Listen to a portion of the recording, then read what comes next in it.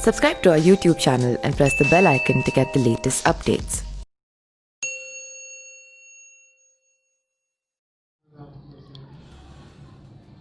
राजस्थान में कांग्रेस के अंदर चल रहे सियासी वर्चस्व की जंग में मुख्यमंत्री अशोक गहलोत फिलहाल सचिन पायलट पर भारी पड़ गए हैं। कांग्रेस ने पायलट को मुख्यमंत्री और प्रदेश कांग्रेस कमेटी के अध्यक्ष पद से हटा दिया गया है। इतना ही नहीं, उन्हें 2 समर्थक मंत्रियों को भी गहलोत कैबिनेट से छुट्टी कर दी गई है। अब सचिन पायलट राजनीति के तिराहे पर आकर खड़े हो गए हैं, यानी उनके सामने 3 सियासी विकल्प हैं। ऐसे में देखना होगा कि आगे किस दिशा में वो अपना कदम बढ़ाते हैं।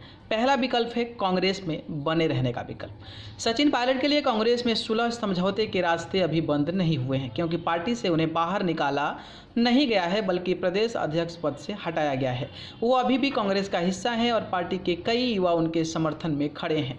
ऐसे में सचिन पायलट कांग्रेस के शीर्ष नेतृत्व के सामने अपने मान सम्मान के लिए दबाव डाल सकते हैं। पायलट अगर कांग्रेस आलाकमान से संवाद करेंगे तो सुलह का रास्ता निकल सकता है, क्योंकि पार्टी का एक बड़ा धड़ा उनके साथ खड़ा है।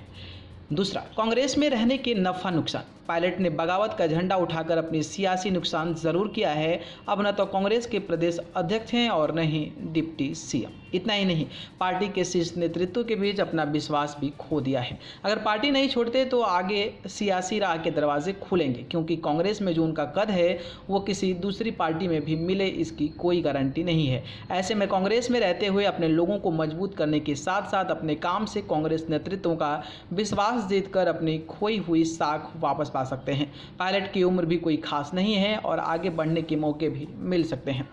तीसरा है, सचिन पायलट के पास दूसरा विकल्प ये है कि अपने मित्र ज्योतिरादित्य सिंधिया की तर्ज पर कांग्रेस से इस्तीफा दे दें और बीजेपी में शामिल हो जाएं। इसके लिए पायलट को अपने समर्थकों को बीजेपी में शामिल होने और विधायकी से इस्तीफा देने के लिए तैयार करना होगा। वहीं बीजेपी ने पायलट और उनके समर्थकों के स्वागत के लिए अपने सारे दरवाजे खोल दिए हैं। बीजेपी में जाने का नफा नुकसान क्या हो सकता है?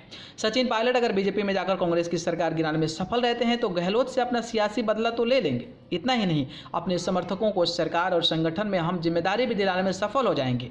बीजेपी उन्हें मुख्यमंत्री बनाए, यह मुश्किल लग रहा है।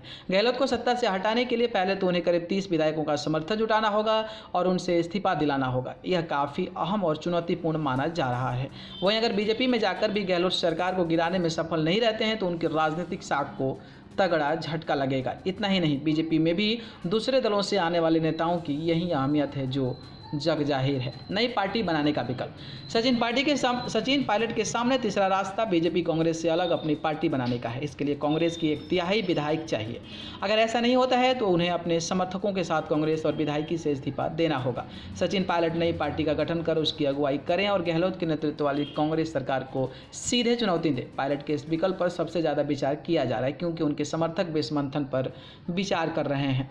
सचिन पायलट नई पार्टी बनाते हैं तो उनके लिए अपनी क्षमता को दिखाने का पूरा मौका तो मिलेगा। उपचुनाव में अपने समर्थकों के साथ उतरना भी होगा, जो काफ़ी चुनौतीपूर्ण भरा कार्य है। हालांकि राजस्थान का राजनीतिक इतिहास बताता है कि 2 पार्टी सिस्टम ही चलता है। अगर पायलट तीसरा मोर्चा बनाने का रास्ता चुनते भी हैं तो यह जोखिम भरा कदम साबित हो सकता है।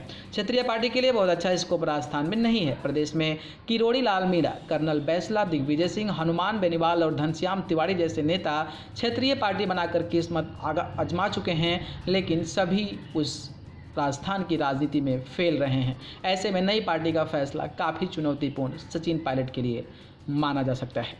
न्यूज़ रूम से न्यूज़ लाइव की report. Subscribe to our YouTube channel and press the bell icon to get the latest updates.